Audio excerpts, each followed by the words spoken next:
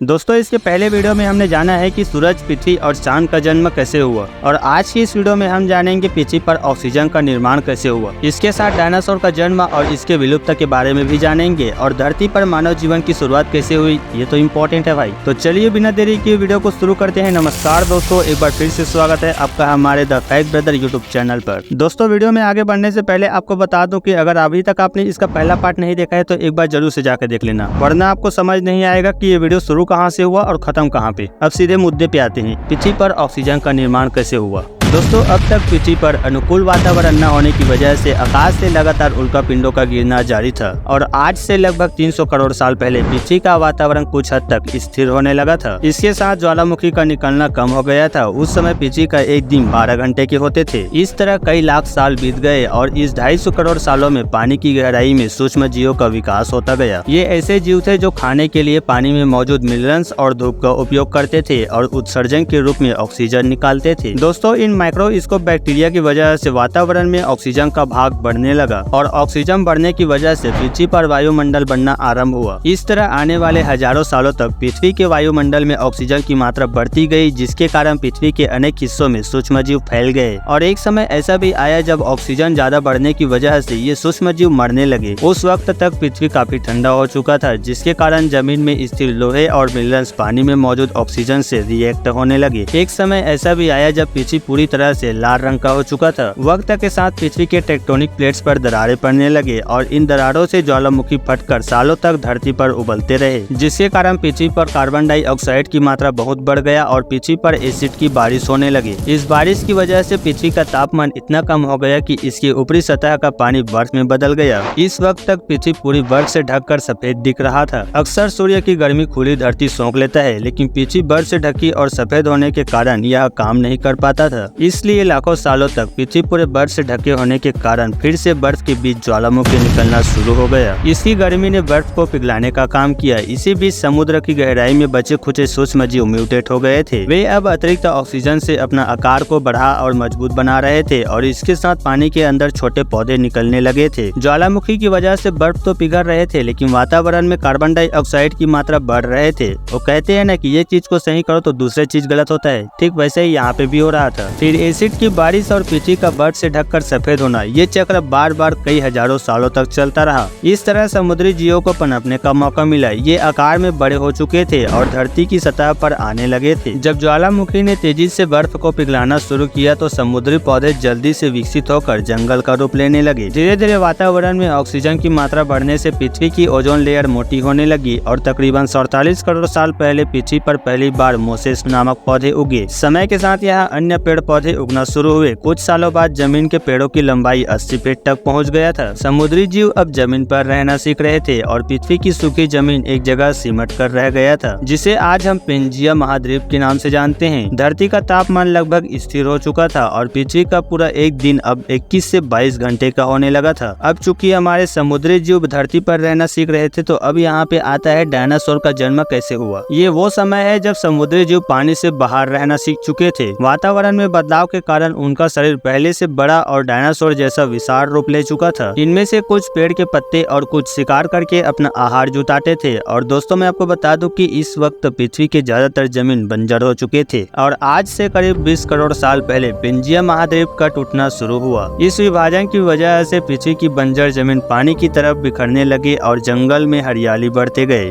इस जंगलों में डायनासोर ने करोड़ों सालों तक पृथ्वी पर राज किया। उस वक्त डायनासोर पृथ्वी के साथ जल और आकाश पर भी राज किया करते थे। पृथ्वी से डायनासोर का विलुप्त। आज से तकरीबन 6.5 करोड़ साल पहले माउंट एवरेस्ट से भी बड़ा, मतलब लगभग 4.5 लाख करोड़ किलो वजन का उल्कापिंड 80 प्रति घंटे की स्पीड से पृथ्वी की तरफ आ रहा था। पृथ्वी के वायुमंडल में प्रवेश करते ही उसमें भयंकर आग लग गया और देखते ही देखते उल्कापिंड एक आग के गोले में परिवर्तित हो गया और पृथ्वी से टकरा गया। इस टकराव से निकलने वाली ऊर्जा आज के एक साथ 10 करोड़ परमाणु बम एक साथ फटने के बराबर माना जाता है। जहाँ ये उल्कापिंड गिरा था वहाँ के जंगल और जीव जंतु जलकर भाप बन गए और देखते ही देखते धरती के वायुमंडल में भारी धूल फैलने लगी। समुद्र में भयंकर बाढ़ की स्थिति पैदा हो गई। आग और भूकंप की तीव्रता तीव्रता इतनी थी कि पृथ्वी जलने लगी। कुछ ही समय में पृथ्वी पर हानिकारक गैस फैल गए, जिसके कारण डायनासोर आग और घुटन की वजह से पूरी तरह से विलुप्त हो गए। अब समय आता है हमारा, मतलब धरती पर मानव जीवन की शुरुआत कैसे हुई। कहा जाता है कि इस जलजले में हमारे पूर्वज प्रोसिमियन समुद्र की गहराइयों में रहते थे, जिसके कारण वे इस विशाल प्रलय से खुद को बचा लिया। पृथ्वी का वातावरण पूरी तरह से काला और अंधेरे जैसा हो चुका था, जिसकी वजह से पृथ्वी पर सूर्य की रोशनी नहीं पहुंच पा रही थी। जंगल और अन्य छोटे जीव विलुप्त हो चुके थे। पृथ्वी पर विषैले गैस की वजह से फिर से एसिड की वर्षा शुरू हो गई और पूरी धरती फिर से एक बार बर्फ में बदल गया। लेकिन ऐसा कुछ ही हजारों सालों के लिए हुआ था। लगभग 80 से 90 हजार साल बाद ये बर्फ फिर से पिघलना शुरू हो गया। बर्फ के पिघलते ही जंगलों में हरियाली छा गई और धरती पर वातावरण पहले जैसा हो गया और समुद्र में रहने वाले हमारे पूर्वज जमीन पर रहना सीखने लगे और फिर इनका शारीरिक आकार बंदरों में परिवर्तित हुआ। ये अफ्रीका के घने जंगलों में आराम से रहने लगे, लेकिन जैसे जैसे धरती पर गर्मी बढ़ती गई ये जंगल भी सूखने लगे। बंदरों को खाने की कमी होने लगी। खाने की खोज में बंदरों ने अपने पैरों पर चलना सीख लिया। इससे उन्हें दूसरे जानवरों का शिकार करने में आसानी होते थे। धीरे धीरे बंदर से वानर मतलब एप्स में परिवर्तित हुए। खाने की तलाश में वानर पृथ्वी के दूसरे हिस्से में दूर दूर तक जाने लगे और जहाँ वे जाते थे उनके शरीर का रंग रूप वहाँ के मौसम के अनुसार बदल रहा था और समय के साथ इन्हें आदिवासी का नाम दिया गया। और इसके आगे तो आपको पता ही होगा कि इन्होंने पत्थर के हथियार से लेकर आग का आविष्कार किया और आदिवासी धीरे धीरे आज के मानव के रूप में विकसित हुए। हमने धर्म, भाषा इत्यादि को बनाया और समय के साथ इंसान विकसित होते चले गए और आज इंसान कितना आगे बढ़ गया है ये तो आप जानते ही हैं। लेकिन मेरा मानना है कि एक समय ऐसा भी आएगा जब इंसान भी इस धरती से विलुप्त हो जाएंगे। इसमें आपका क्या कहना है हमें कमेंट बॉक्स में जरूर बताएं। और वीडियो को आप लोग लाइक नहीं करते यार, 1 सेकंड भी नहीं लगते वीडियो को एक लाइक करने में। छोड़ो आगे क्या ही कहना। अगर आपको ये वीडियो पसंद आया हो तो वीडियो को एक लाइक करके चैनल को सब्सक्राइब जरूर से कर लेना और बेल आइकन को ऑल पे प्रेस करना ना भूलें। मिलते हैं नेक्स्ट वीडियो में, तब तक के लिए बाय बाय।